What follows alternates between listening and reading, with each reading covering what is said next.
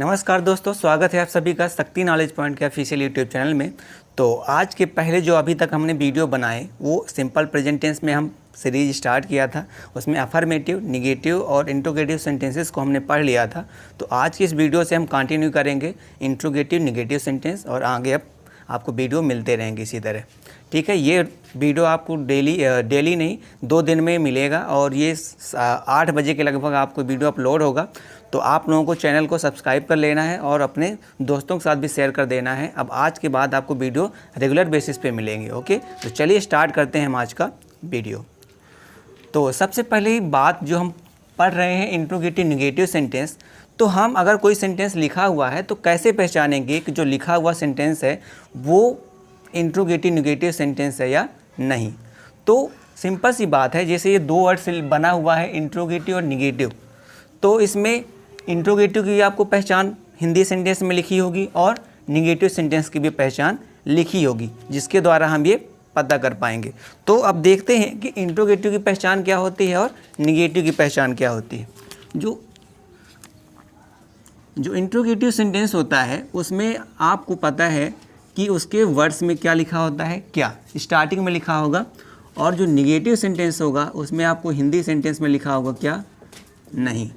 ठीक, तो ये 2 वर्ड्स आपको इंट्रोगेटिव निगेटिव सेंटेंस में देखने को मिलेंगे। अगर आप लोग इंट्रोगेटिव और निगेटिव का वीडियो नहीं देखा है तो आपको यहाँ पे उसका दिख जाएगा, तो आप उन वीडियो को पहले देख लीजिए, उसके बाद इस वीडियो को कंटिन्यू रखिए, तभी आपको समझ में आ पाएगा। ओके, चलिए स्टार्ट करते हैं। सबसे पहले देखते हैं कि रूल क्या होता है इंट्रोगेटिव निगेटिव सेंटेंस का।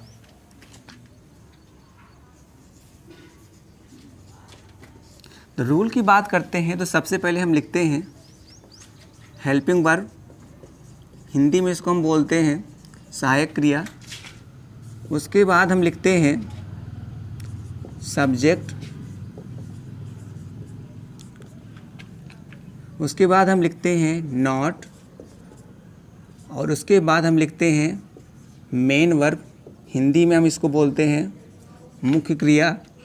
मेन वर्ब का हम कौन सा फॉर्म लगाते हैं, फर्स्ट फॉर्म, क्योंकि हम पढ़ के आ रहे हैं सिंपल प्रेजेंट टेंस पढ़ रहे हैं। ओके, उसके बाद हम लिखते हैं क्या, ऑब्जेक्ट।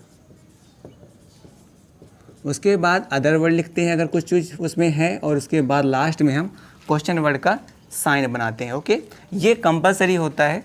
ठीक है, चलिए तो अब हम ये देखते हैं कि हेल्पिंग वर्ब क्या यूज करेंगे इसमें। तो जैसा आपको पता है कि सिंपल प्रेजेंट टेंस यानी प्रेजेंट इंडेफिनिट टेंस में हेल्पिंग वर्ब क्या लगती है, डू लगती है और डज लगती है। तो ये ही दोनों हेल्पिंग वर्ब यूज होंगी। ओके, उसके बाद हम ये देखते हैं कि इन अब चीज़ों को अप्लाई कैसे करते हैं, ये जानना बहुत ज़रूरी है।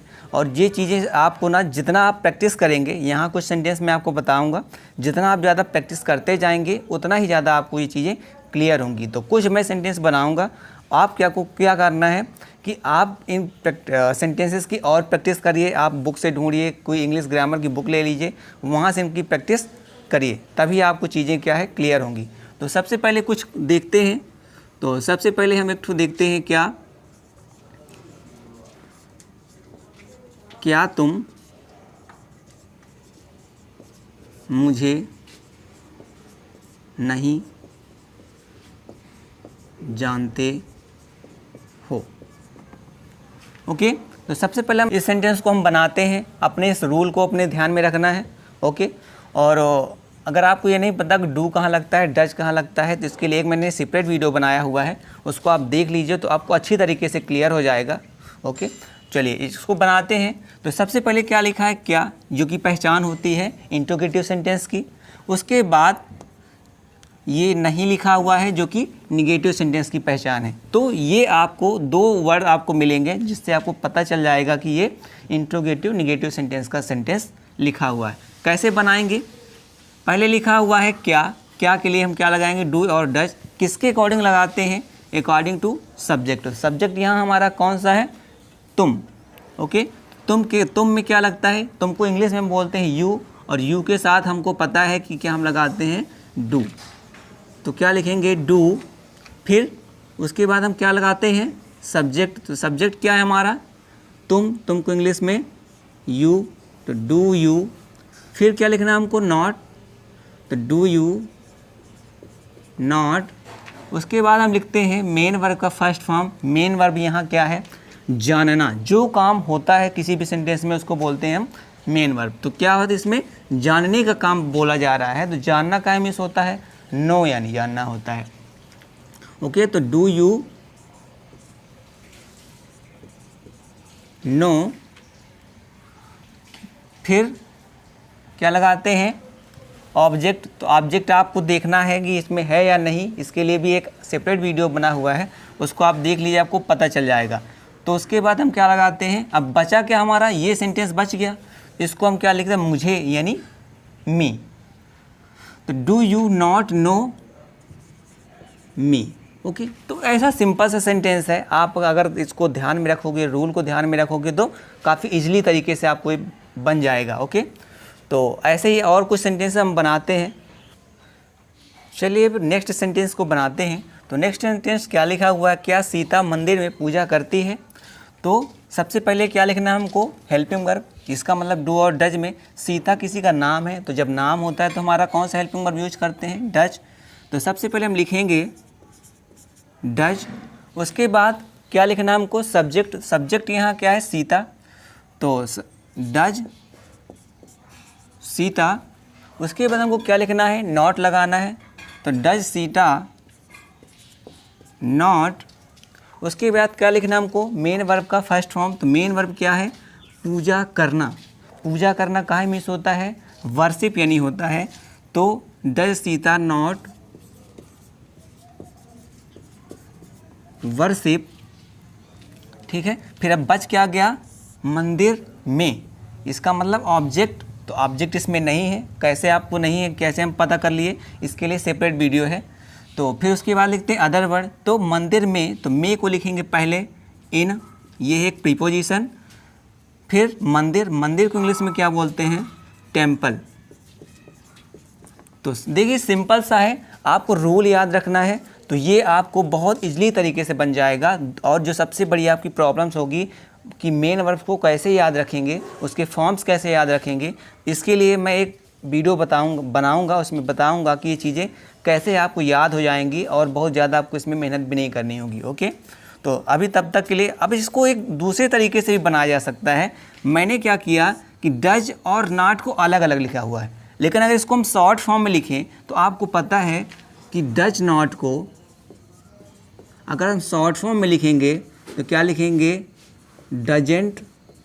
और इसी तरह अगर डू नॉट को शॉर्ट में लिखेंगे तो डू नॉट को शॉर्ट में क्या लिखते हैं, डोंट। ओके, तो ये शॉर्ट में अगर हम यूज करेंगे तो कैसे होगा, इसको इस वाले सेंटेंस में आपको बता के दिखाता हूँ। आपको ऐसे भी बना सकते हैं कोई भी सेंटेंस को। ओके, तो सबसे पहले हम क्या लिखना है, क्या के लिए हम लिखेंगे क्या, तो क्या हम मतलब हेल्पिंग वर्ब यूज करेंगे। तो हेल्पिंग वर्ब यूज होगा अकॉर्डिंग टू सब्जेक्ट। तो सब्जेक्ट है हमारा बच्चे, बच्चे है, इसका मतलब एक से ज़्यादा बच्चे होंगे। तो एक से ज़्यादा बच्चे जब भी होंगे यानी प्लूरल फॉर्म, तो इसके लिए हम हेल्पिंग वर्ब यूज करेंगे डू।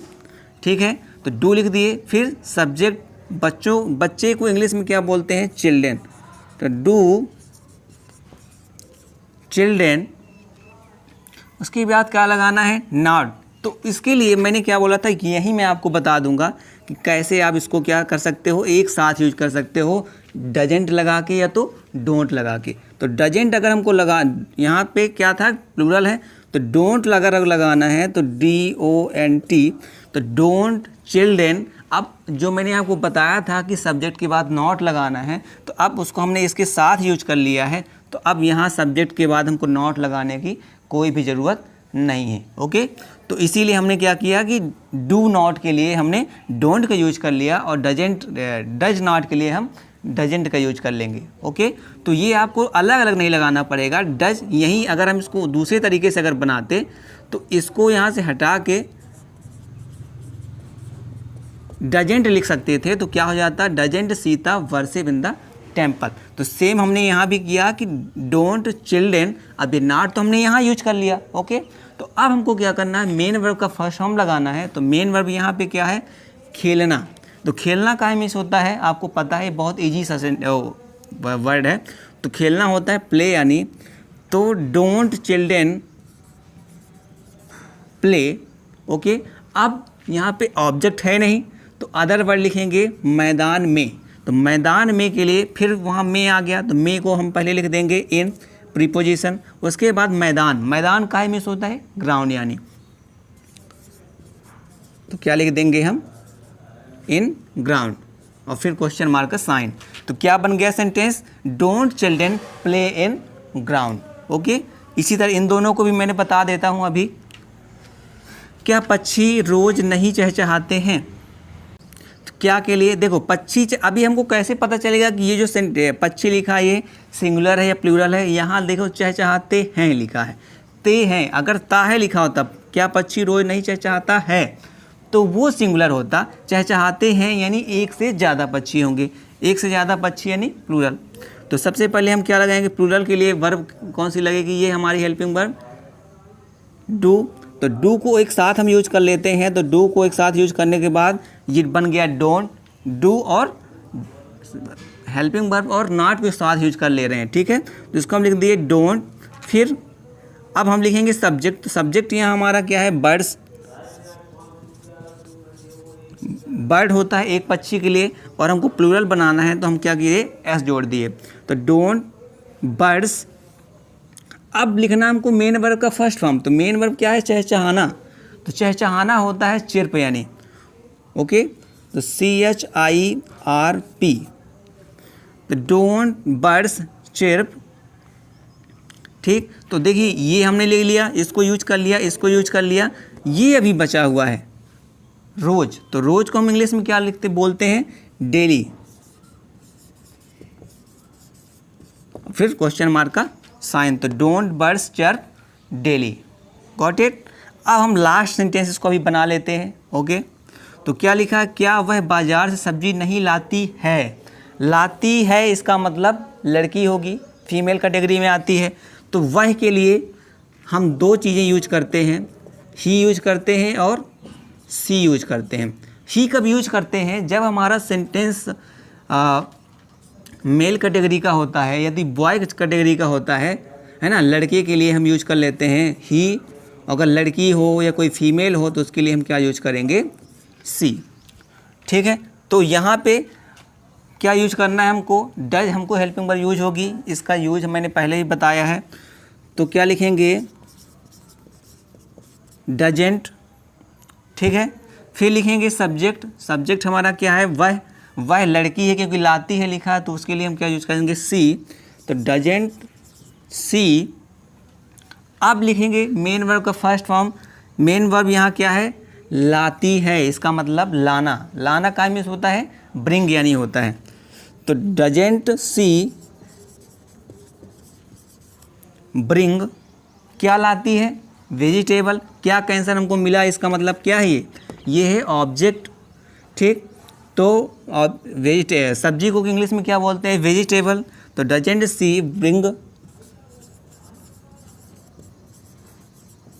वेजिटेबल। अब ये हो गया, अदर वर्ड लिखेंगे। तो अदर वर्ड क्या बच गया हमारा, बाजार से के लिए क्या यूज करते हैं, फ्रॉम।